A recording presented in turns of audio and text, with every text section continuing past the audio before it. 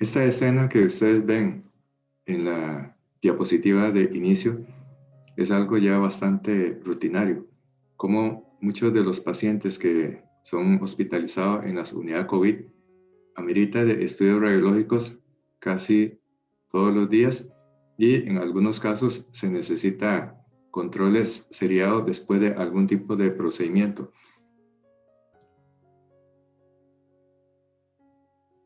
El día de hoy vamos a revisar el tema de aspectos radiológicos de la neumonía COVID-19.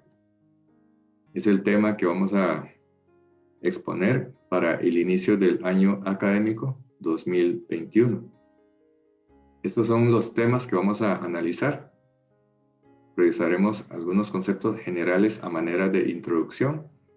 Posteriormente vamos a analizar cuál es la evolución clínica para correlacionar con el tema central, el eje del día de hoy, que es la evolución radiológica, y cómo a través de los estudios radiológicos podemos diagnosticar complicaciones torácicas. Y al final haremos un resumen de los mensajes más importantes para llevar a casa. A manera de introducción, realmente estamos viviendo una época bastante difícil. Esto se puede observar aquí como en la página de la Universidad de Johns Hopkins, donde al día de hoy ya se ha diagnosticado más de 102 millones de casos confirmados de coronavirus y consigo se ha llevado a la muerte a más de 2.2 millones de personas. Realmente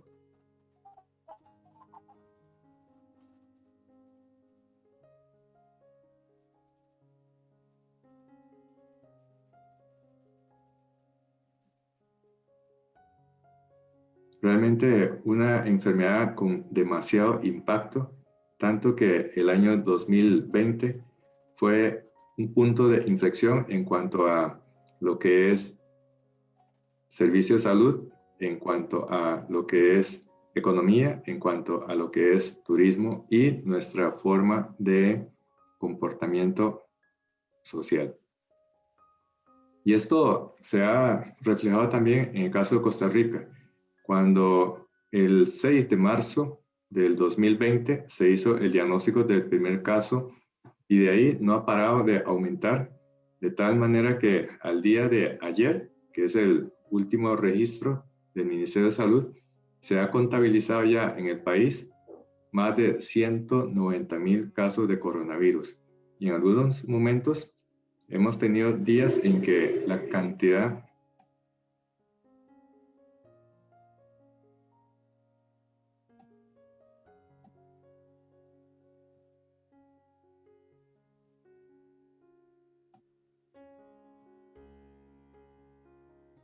de más de 1,000 casos por día.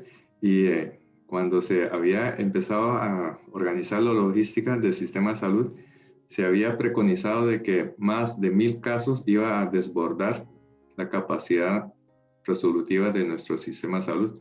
Y dichosamente, este sistema de salud es bastante robusto y se ha podido confrontar con bastante buen resultado.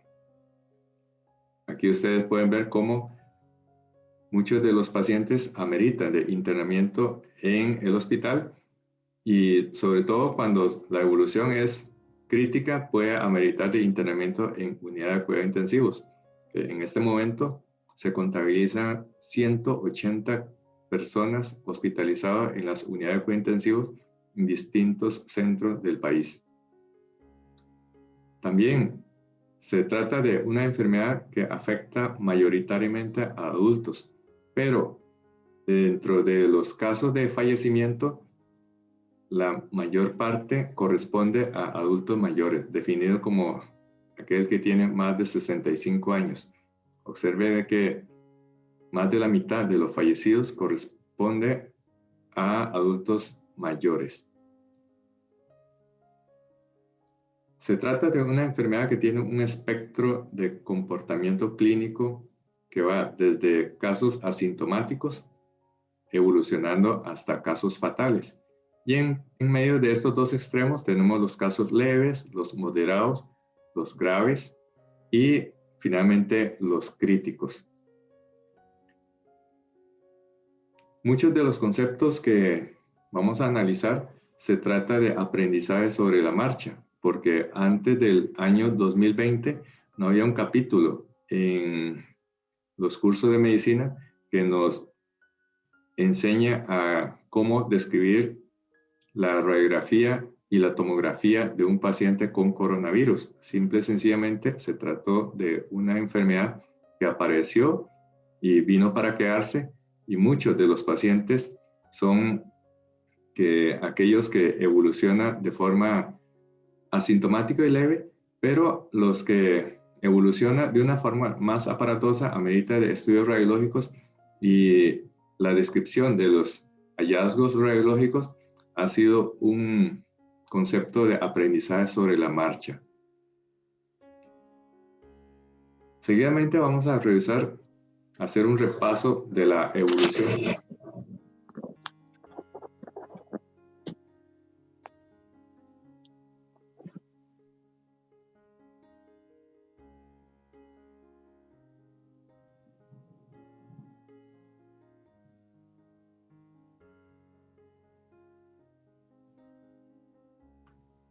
Seguidamente vamos a revisar la evolución clínica. Es importante revisar este capítulo porque así nos permite hacer la correlación con los patrones radiológicos y su evolución a lo largo del tiempo. Sabemos de que la enfermedad COVID-19 evoluciona en forma de fases. Sin embargo, lo que no hay es que para todos los pacientes tenga un molde estándar, sino que esos días de evolución pueden variar de paciente a paciente, sobre todo dependiendo de las patologías de fondo, como por ejemplo la obesidad, la diabetes, la cariopatía, la enfermedad renal crónica, entre otros. Esta evolución clínica estereotipada parece definirse en 3 fases, y esas 3 fases pueden estar superpuestas entre sí. Una fase inicial, que es la infección precoz. Esto ocurre en los primeros días. Posteriormente, a partir de la primera semana, estamos transitando hacia la fase intermedia, y generalmente después de 10 a 14 días estamos evolucionando hacia la fase tardía, que suele evolucionar hacia una infección mucho más grave. Aquí vemos un gráfico donde se representa las 3 fases. De estas 3 fases, vemos de que al principio predominantemente lo que hay es una respuesta viral.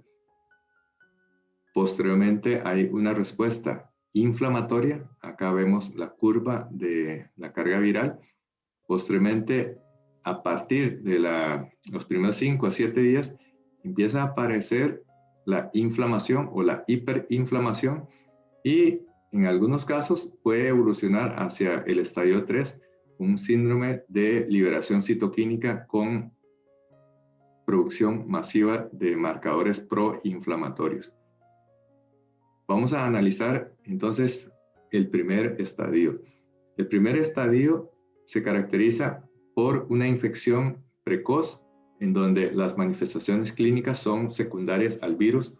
La carga viral es máxima. Durante esta fase hay una activa replicación del virus, y los síntomas pueden ser desde constitucionales sistémicos hasta respiratorio, que suele ser bastante leves, y no hay diferencia con respecto a una gripe común.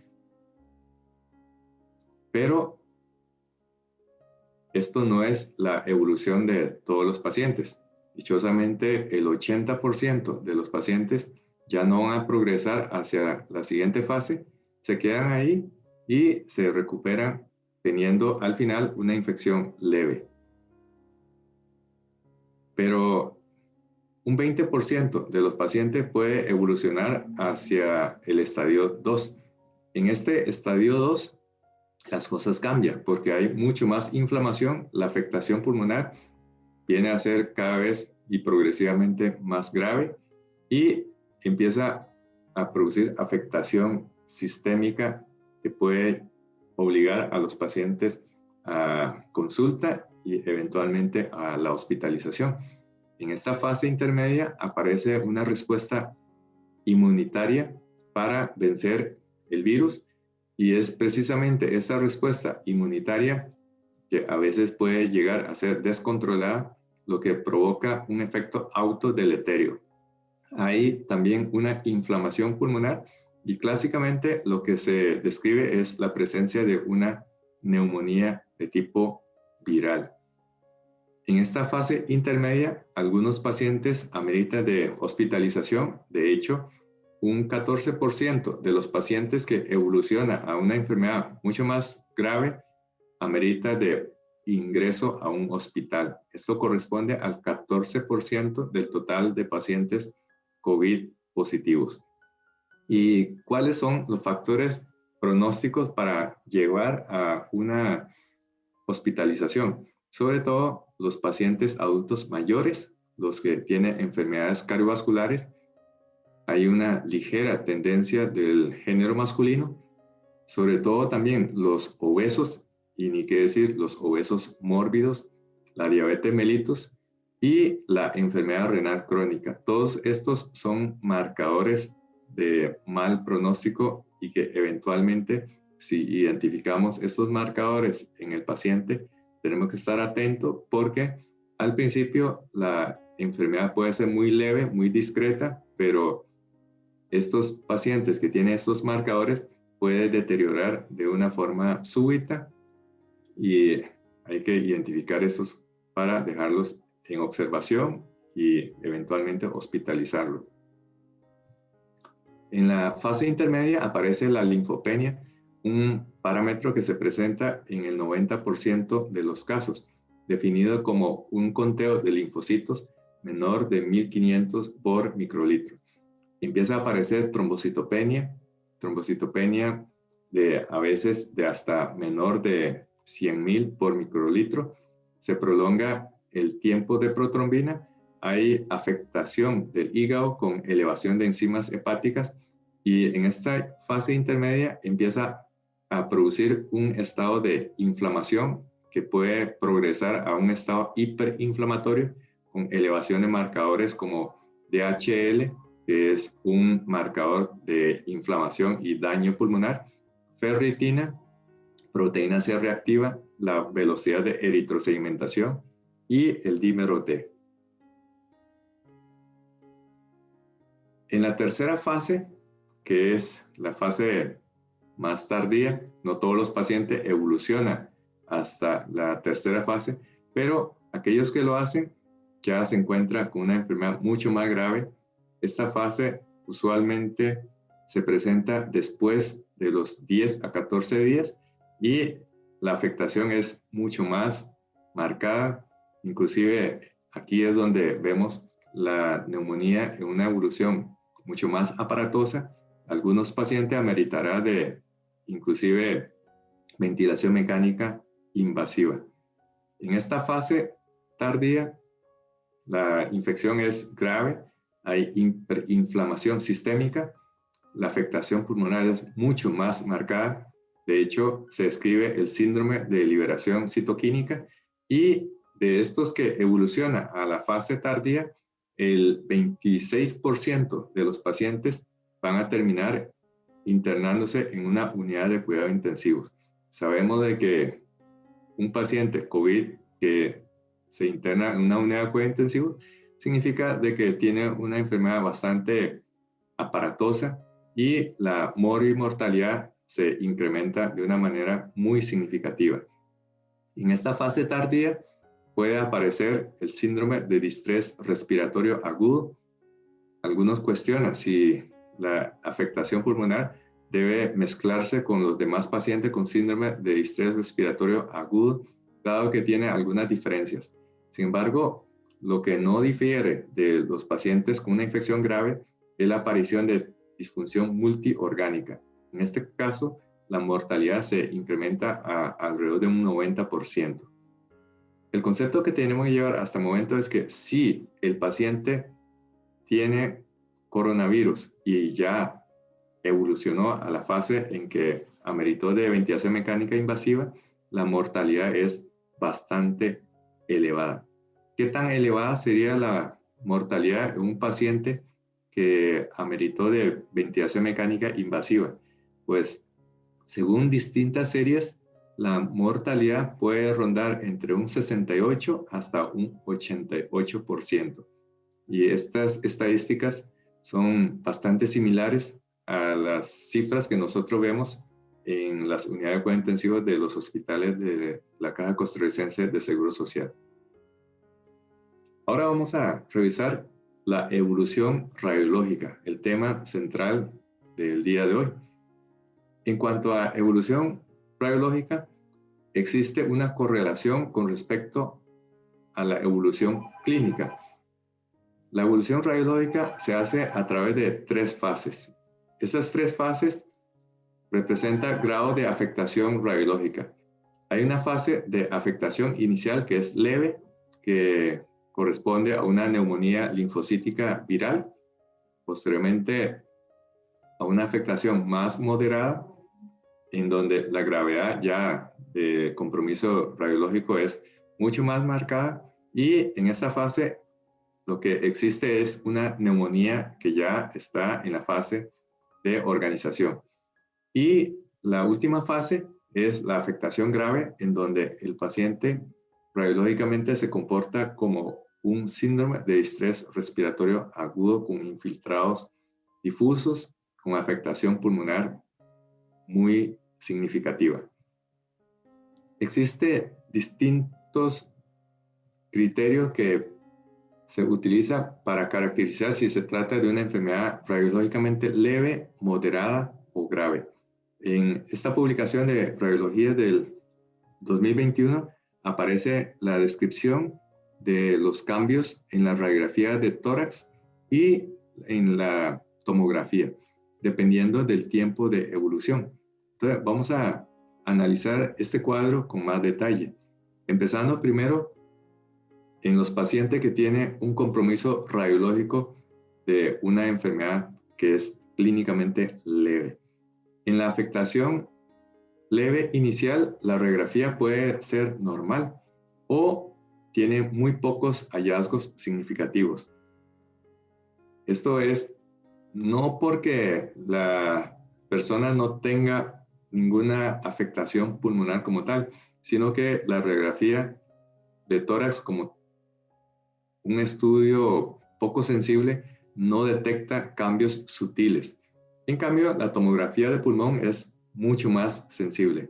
Por eso es que se recomienda que cuando existe una disociación clínica radiológica, es decir, el paciente tiene síntomas y una clínica de una enfermedad que está evolucionando hacia la gravedad, pero la radiografía es normal o tiene pocos cambios, se recomienda hacer una tomografía de pulmón para detectar cambios que son desapercibidos en una radiografía de tórax, y especialmente cuando se trata de una radiografía de tórax portátil.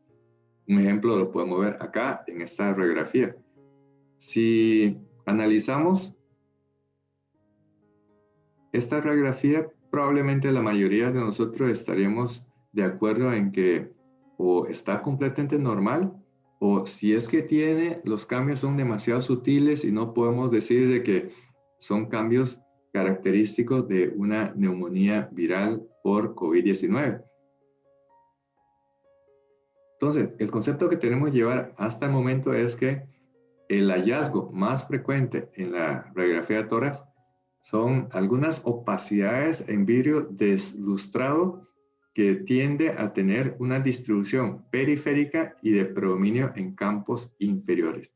Cuando hablamos de distribución periférica, significa de que, contrario, por ejemplo, de los infiltrados de una insuficiencia cardíaca, estos infiltrados en la ICC son predominantemente perihiliares. En cambio, en la afectación radiológica de los pacientes con COVID, la distribución es más periférica. es una distribución más de tipo subpleural. Y la afectación predominantemente se da en los campos inferiores. Muchas veces tenemos como una duda de cuál es el aspecto de vidrio deslustrado. De hecho, en algunos libros también vamos a escuchar el término de vidrio esmerilado. Bueno, este es el aspecto de un vidrio deslustrado. Es como la puerta de un baño, en donde se observa un patrón grisáceo, granulado, y es lo que se caracteriza la afectación radiológica inicial de una radiografía de un paciente con COVID. Pero si tenemos duda, es decir, cuando hay una disociación entre la clínica y la radiografía de tórax, se recomienda hacer una tomografía. Y en la tomografía permite detectar cambios más sutiles. Por ejemplo, en el caso de los pacientes que tienen una afectación leve inicial y se le realiza tomografía de tórax, se ha encontrado de que es normal hasta en la mitad de los pacientes en los primeros días. 50% de los pacientes tiene una tomografía normal y muchos de esos pacientes en una radiografía de tórax son completamente normales.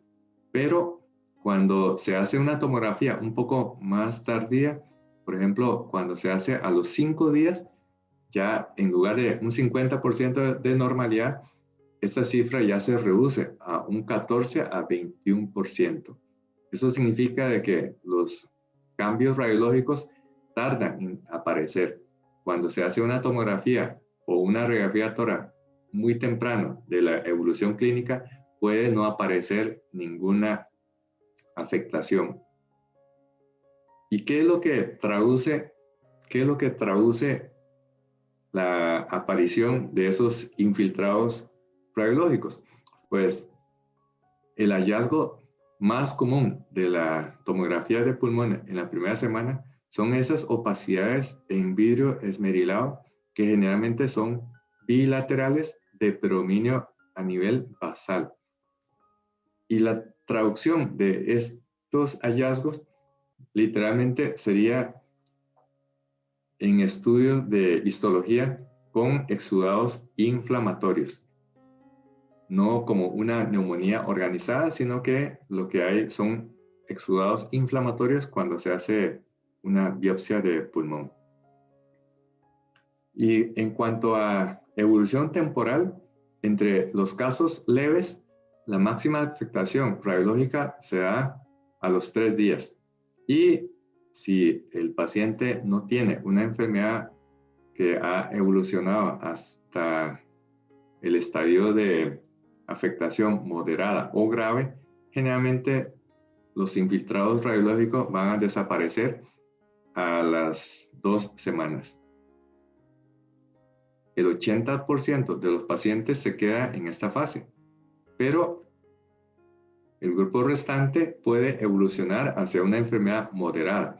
En la enfermedad moderada, la afectación tanto en la radiografía de tórax como en la tomografía se ve mucho más evidente. En esta fase de afectación moderada, en la radiografía de tórax puede aparecer más opacidades y estas opacidades tienden a aumentar, a agrupar y tiene mucho más densidad en la radiografía de tórax en comparación con la imagen inicial y puede inclusive coalescer hasta formar consolidaciones en forma de parches. En los pacientes que tienen una enfermedad moderada, el pico de los infiltrados se da alrededor de los 10 a 12 días de inicio de los síntomas. Y a diferencia de la afectación leve, ya en una afectación moderada, el compromiso se va a dar también para los campos pulmonares medios y superiores. Recordemos de que la afectación leve tiende a presentar únicamente en las porciones basales, pero cuando hay una afectación moderada ya asciende hasta los campos pulmonares medios y superiores. Un ejemplo de que es importante hacer estudios seriados para rastrear estos cambios. El 90% de los infiltrados que se ve en la radiografía ya son bilaterales y la afectación se da en varios lóbulos, a diferencia de la afectación leve inicial, que sería pocos cambios, pocos infiltrados, afectación de lóbulos inferiores, pero ya aquí afecta también los lóbulos medios y superiores. Podemos ver esta secuencia de radiografía tomada con 12 días de diferencia. Aquí se puede observar cómo en la radiografía inicial los cambios son muy sutiles o inclusive podríamos decir que son ausentes, pero a las 2 semanas de evolución, aquí ya claramente se puede observar infiltrados de aspecto de vidrio deslustrado o vidrio esmerilado de predominio, sobre todo a nivel periférico, a nivel de las porciones basales y en los campos medio y superiores. Y la afectación es bilateral. Y lo más característico es que la aparición de esos infiltrados de tipo vidrio deslustrado se da de predominio a nivel periférico o a nivel subpleural. Otro ejemplo de un paciente con una neumonía por COVID. Observe que al principio aquí aparece algunos infiltrados, la cisura horizontal está reforzada, pero a los 12 días los infiltrados son mucho más marcados, tienen mayor densidad, inclusive se puede observar una menor aireación pulmonar. Aquí se puede observar una retracción inclusive de el parénquima pulmonar.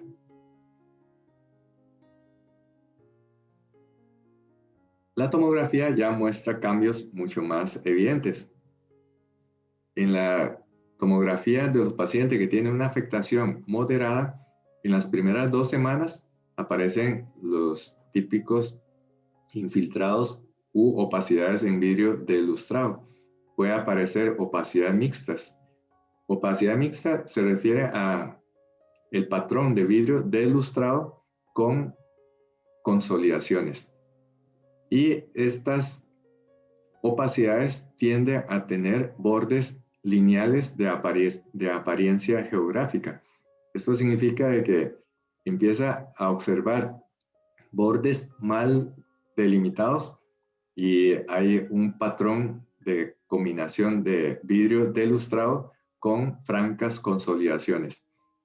Puede aparecer también un patrón de distribución perilobulillar. Esto se observa principalmente en la periferia y también un patrón de infiltrado en empedrado. El mensaje que tenemos que llevar es que generalmente en los pacientes que tienen afectación moderada, al 6º día, solo el 1% de los casos van a tener una tomografía normal. Por eso es que la tomografía es un estudio mucho más sensible en comparación con una radiografía de tórax convencional o portátil. Y en cuanto a evolución temporal de los pacientes con afectación moderada, recordemos de que la afectación radiológica es máxima a los 10 a 14 días. A los 10 a 14 días. En contraste con los pacientes que tienen afectación leve, ya a los 10 a 14 días, ya un paciente con una afectación leve tiene una resolución radiológica y clínica prácticamente completa. En cambio, cuando tiene una enfermedad moderada, de afectación moderada, es a los 10 a 14 días cuando aparecen los cambios radiológicos máximos. Y después de las 2 semanas, es decir, en la 3ª semana, aparece la resolución gradual de las consolidaciones y disminuyendo la densidad tomográfica y va a pasar de un patrón consolidativo a un patrón de vidrio deslustrado. estos cambios inclusive puede observar en la segunda semana y las opacidades empieza a ir resolviendo, pero dejando bordes retráctiles. Hay desplazamiento de cisura como consecuencia de la aparición de depósitos de colágeno y de fibrosis. Aparece también dilataciones y distorsión de las luces bronquiales. Puede inclusive haber dilatación bronquial y eventualmente bronquiectasias. Aparece también algunas opacidades lineales subpleurales, sobre todo en la periferia. En algunos casos se puede observar un patrón reticular y algo que es muy característico, muy sugestivo, es la aparición del signo de halo invertido o del atolón, que ahora vamos a ver en una tomografía. Puede aparecer también dilataciones vasculares. Estas dilataciones vasculares van al son de la disregulación vasomotora que se puede observar en los pacientes con COVID. En algunos casos más aparatosos puede aparecer neumatoceles, que cuando se rompe puede evolucionar hasta un neumotórax. Y también en fase más tardía aparece engrosamiento de la pleura. Aquí podemos ver la evolución radiológica tomográfica de un paciente con COVID-19. Vamos a ver con más claridad placa por placa. En esta primera placa observamos lo siguiente. Aquí señalado con las flechas podemos observar el patrón que es de vidrio deslustrado o de vidrio esmerilado. Aquí ustedes pueden ver cómo la afectación tiende a aparecer más en la periferia, a nivel subpleural. Y cuando la opacidad es mucho más marcada, el patrón se describe como de consolidación. Aquí ya tenemos una franca consolidación. Literalmente el parénquima pulmonar se observa en la tomografía completamente de color blanco. Aquí se puede observar también una opacidad perilobulillar. Esto es un lobulillo pulmonar y la afectación, vea que es perilobulillar. Este lobulillo está relativamente indemne y los infiltrados rodean a este lobulillo. Bueno, acá vamos a hacer una pequeña explicación. ¿Qué es el lobulillo pulmonar? ¿Qué es el lobulillo pulmonar?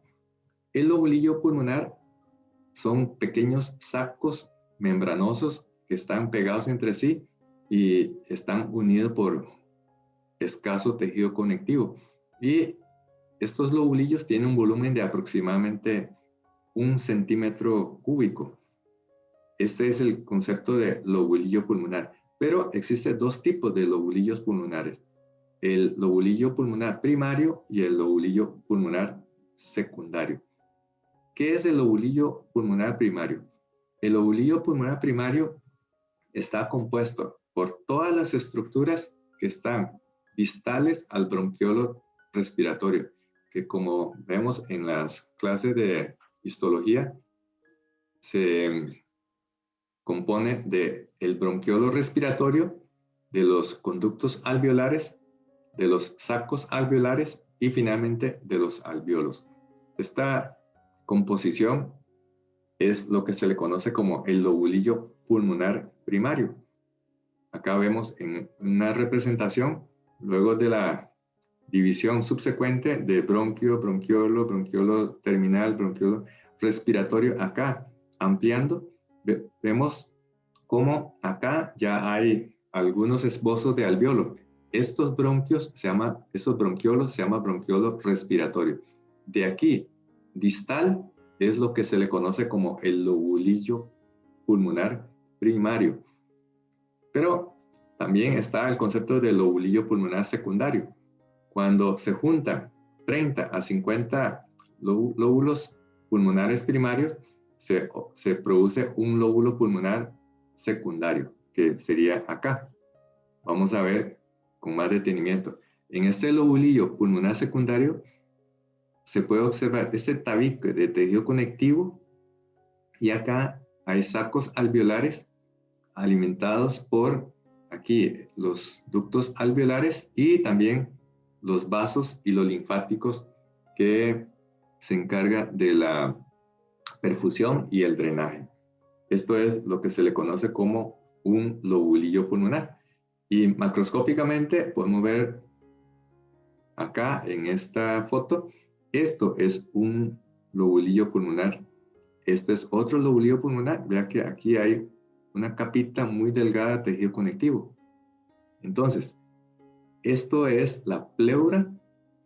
Este es un lobulillo pulmonar y la afectación perilobulillar produce un aspecto de vidrio deslustrado con una zona que no tiene afectación.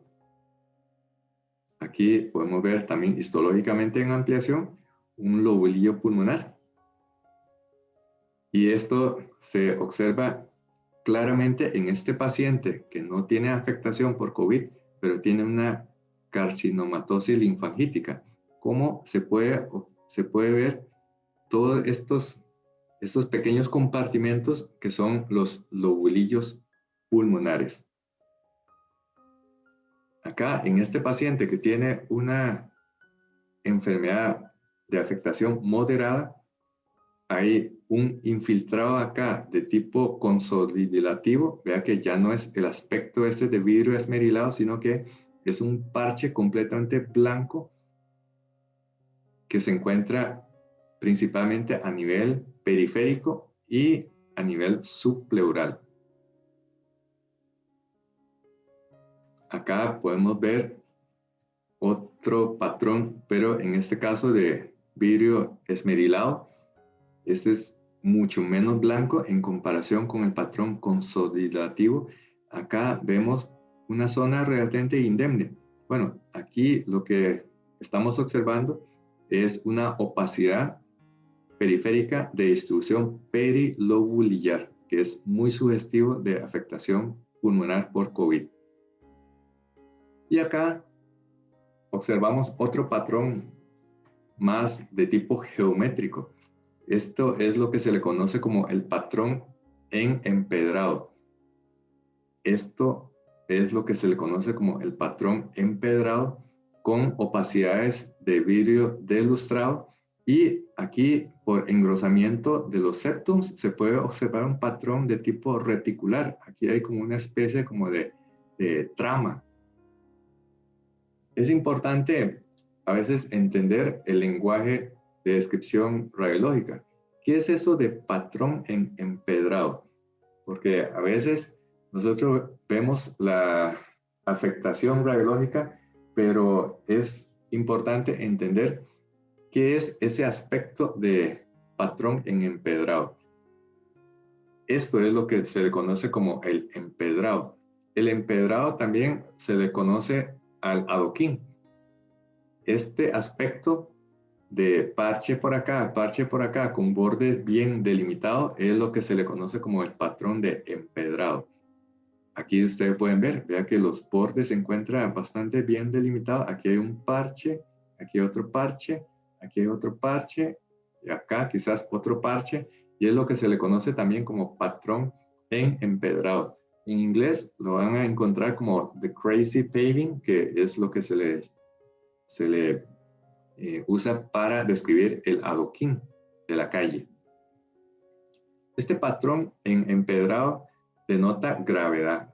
Se presenta entre un 15 a un 77% de los pacientes y su pico de aparición es entre la segunda semana. Y si el paciente está solamente en una fase de afectación moderada, tiende a disminuir hacia la tercera semana, y ya a la cuarta semana este patrón es mucho menos común, el patrón de empedrado. En esta fase de afectación moderada, ya en la tercera semana se puede observar ya una resolución gradual de las consolidaciones, y de un patrón consolidativo va a pasar a un patrón de vidrio deslustrado, y finalmente desaparecen las opacidades o los infiltrados.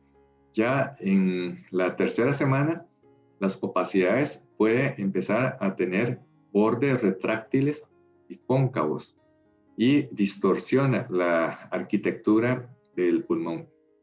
Esto se debe a un proceso ya final, organizativo, reparativo de los cambios inflamatorios. Recordemos de que en la fase de afectación inicial, lo que hay básicamente son exudados inflamatorios.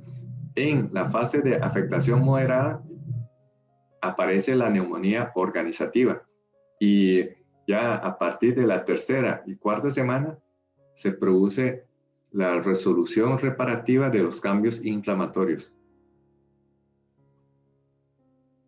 Como consecuencia de esa fase de reparación puede aparecer desplazamientos de las fisuras hasta en un 24% de las veces y dilataciones bronquiales entre un 5 a 45% según la serie.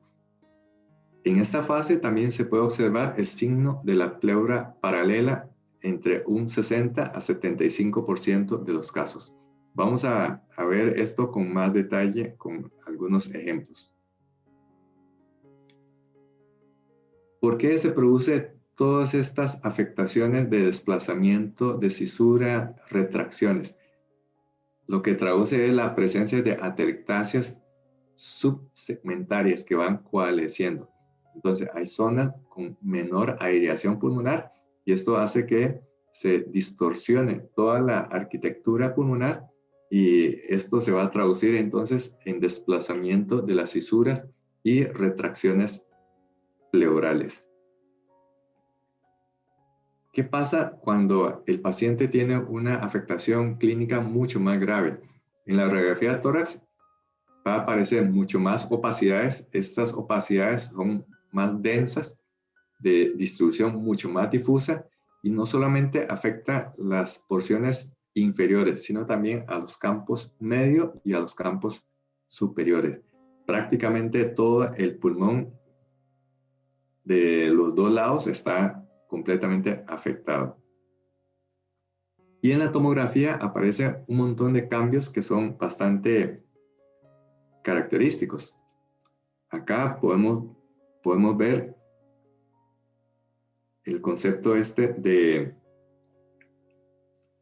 la tercera y cuarta semana de la fase reparativa entre los pacientes que se quedaron en la fase de afectación moderada.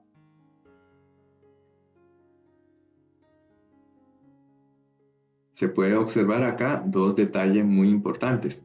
Vea que esta cisura está retraída y acá hay un engrosamiento y retracción de la pleura en la parte posterior en la reconstrucción tomográfica.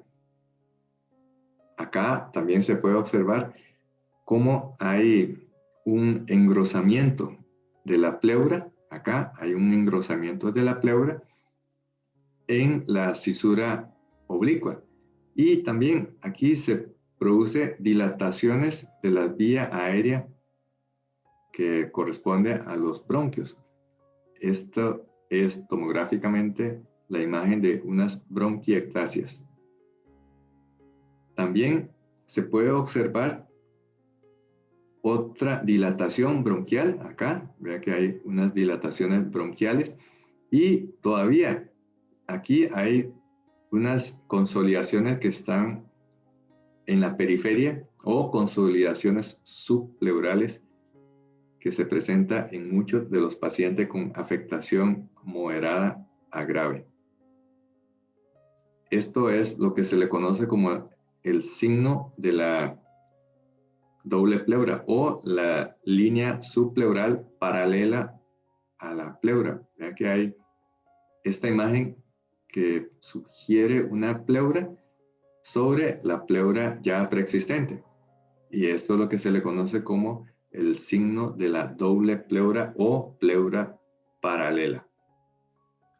Aquí podemos ver evolución tomográfica del paciente.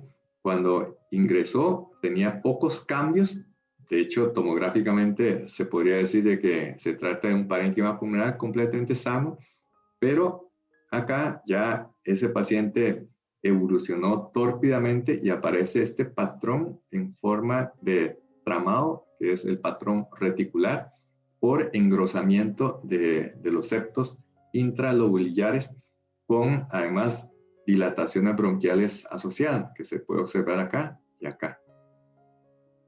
Esto es en el caso de los pacientes que tienen afectación moderada a grave y generalmente se asocia con mal pronóstico. Hay otros hallazgos tardíos, básicamente 3 hallazgos tardíos. Tenemos el signo del halo invertido, conocido también como el signo del atolón, que se presenta en el 4 a 5% de los casos. Se puede también observar dilatación o congestión vascular, que se presenta en un 77% de los casos. Esto se traduce fisiopatológicamente en la presencia de una disregulación vasomotora típico de los pacientes con COVID-19. Y en algunos casos ya más tardíos podemos observar cambios quísticos que se presentan hasta en un 10% de los casos. Cada uno de esos hallazgos lo vamos a ver en esta secuencia de ejemplos. Acá tenemos un caso, aquí 4, 5, 6 imágenes que corresponden a pacientes con hallazgos tardíos. Entonces, acá se puede observar una dilatación vascular, corresponde a arterias subsegmentarias, hay hiperemia y hay congestión vascular en esta zona. Acá también se puede observar una dilatación vascular. Acá lo que estamos viendo es el engrosamiento de la pleura. Vea que las cisuras están muy bien delimitadas. Esta corresponde a la cisura oblicua, esta corresponde a la cisura, bueno, esta corresponde a la cisura horizontal, esta corresponde a la cisura oblicua y se produce un reforzamiento de la pleura por engrosamiento. Acá tenemos una evolución de un paciente. Esta es la tomografía inicial y esta es la tomografía que se le tomó 10 días después. Vea que en esta fase hay patrón de tipo vidrio esmerilado por acá y un patrón de tipo consolidativo. Aquí hay vidrio esmerilado y aquí hay consolidación, pero 10 días después, vea que los infiltrados de tipo consolidativo y de vidrio esmerilado prácticamente han desaparecido con apenas algunas imágenes residuales aquí de consolidación, pero aquí lo que se observa es un hueco dentro del parénquima pulmonar que corresponde a un neumatocele. Esto es lo que se le conoce como el signo del halo invertido, ya que aquí hay una especie de halo, hay un patrón de vidrio deslustrado en el centro y en la periferia hay un patrón de tipo consolidativo, es mucho más radiopaco en la periferia. Aquí vemos también en esta otra imagen cómo hay un centro que es de tipo de vidrio esmerilado y una periferia que es de tipo consolidativo. Esto es lo que se le conoce como el signo del halo invertido o el signo del atolón. Ahora, para reforzar el aprendizaje, para no olvidarnos, el signo de atolón es literalmente esto. Aquí vemos una imagen, una foto aérea de un atolón, como hay una zona de agua rodeada por tierra en la periferia. Pues el centro corresponde al patrón de vidrio delustrado y la periferia corresponde a una zona mucho más radiopaca que sería un patrón más semejante a tipo consolidativo. Tenemos que recordar de que alrededor de un 1 a un 7% de los pacientes que tienen afectación de leve a moderada puede tener también derrame pleural. Y la aparición de derrame pleural es un marcador radiológico de mal pronóstico, de que ese paciente va a evolucionar a una enfermedad mucho más tórpida, mucho más aparatosa. Como la tomografía es un estudio muy sensible, entonces entre los pacientes que tienen afectación moderada, aún 4 semanas después del inicio de los síntomas, casi que la totalidad, para no decir la totalidad, el 98% de los pacientes con afectación moderada aún persiste con anormalidades en la tomografía. Finalmente, tenemos la fase de afectación grave. En esta fase de afectación grave, en la tomografía de tórax puede aparecer un patrón típico de daño alveolar difuso. Pues daño alveolar difuso es una definición histopatológica, pero la traducción radiológica de este patrón histopatológica sería los infiltrados pulmonares y con distribución de un gradiente gravitacional. Ahora vamos a explicar mejor con esto. Se puede observar consolidaciones, sobre todo en las zonas dependientes. Hay aspecto de vidrio esmerilado, hay patrón en empedrado y también hay algunas zonas que la afectación no es tan grave y esto le da la característica de que es un síndrome de distrés respiratorio con afectación difusa pero heterogénea.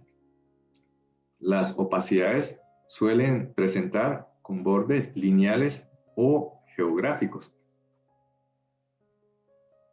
Debido al compromiso pulmonar, hay reducción en volúmenes pulmonares y con el paso del tiempo puede aparecer un patrón de tipo reticular como un tramado. Hay dilataciones bronquiales, algunos llegan a tener bronquiectasias francas. En la afectación grave se puede observar derrame pleural, que ya es un hallazgo de mal pronóstico, de gravedad. Inclusive puede observar adenopatías torácicas, que sería reflejo del componente inflamatorio. Y en algunos casos se puede observar también engrosamiento de las paredes bronquiales. Recordemos de que la enfermedad grave por COVID-19 lo que provoca es un daño alveolar difuso. Daño alveolar difuso es un diagnóstico histopatológico, pero la traducción radiológica de ese daño alveolar difuso sería los infiltrados difusos gravitacionales que afecta principalmente las regiones dorsales con menos compromiso en las partes ventrales, afecta los lóbulos inferior, medio y superior y en algunos casos incluso aparece un patrón de tipo consodilativo.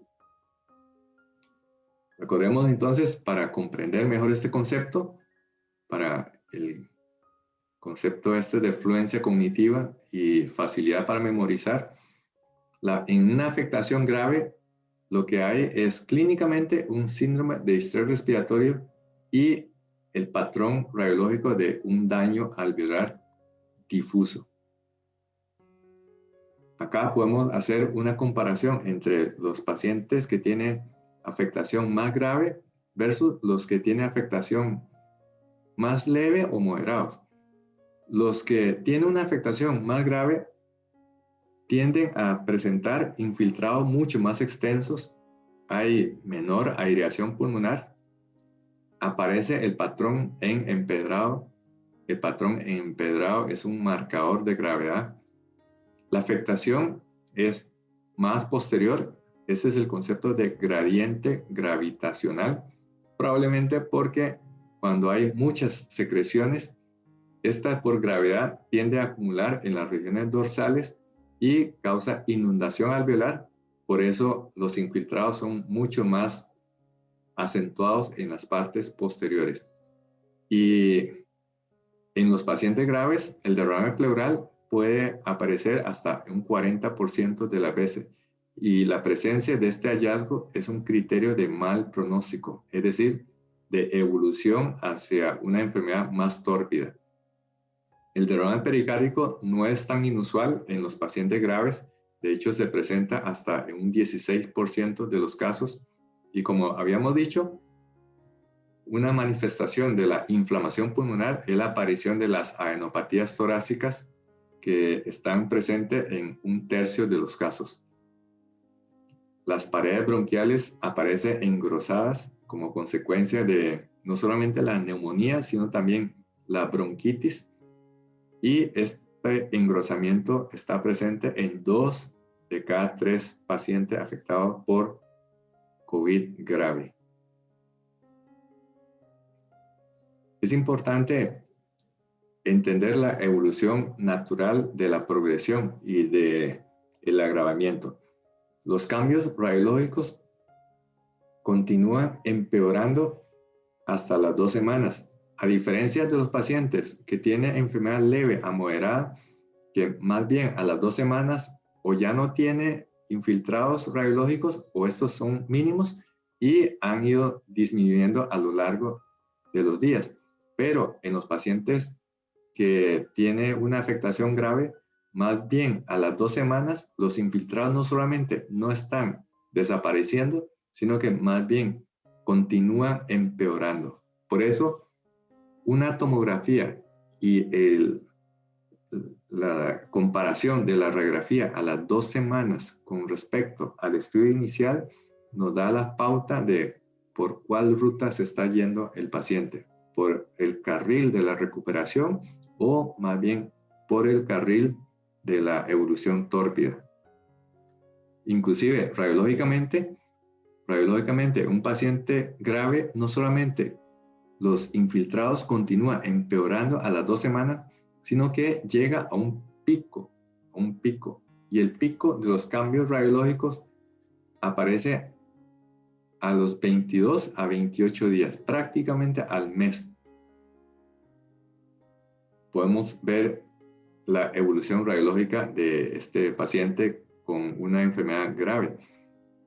Aquí hay una radiografía de tórax y acá 3 cortes de tomografía. En la radiografía de tórax se puede observar, vea que el paciente está intubado, tiene la vía central y aparece aquí esto que se le conoce como el broncograma aéreo. Aquí la vía aérea que tiene cartílago feruliza, pero alrededor de esta vía aérea ferulizada por cartílago hay un patrón consolidativo. Consecuentemente, algo blanco con aire en el centro es lo que se le conoce como broncograma aéreo. El mismo parénquima ya consolidado sirve de contraste con el aire que está dentro de la vía aérea. Esto es lo que se le conoce como broncograma aéreo y es un criterio de mal pronóstico de gravedad.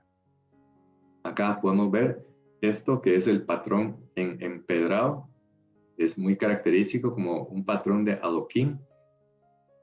También se puede observar que hay mucha dilatación de vía aérea, es decir, hay bronquiectasia. Aquí se puede observar cómo hay un patrón anterior de empedrado aquí, como de adoquín.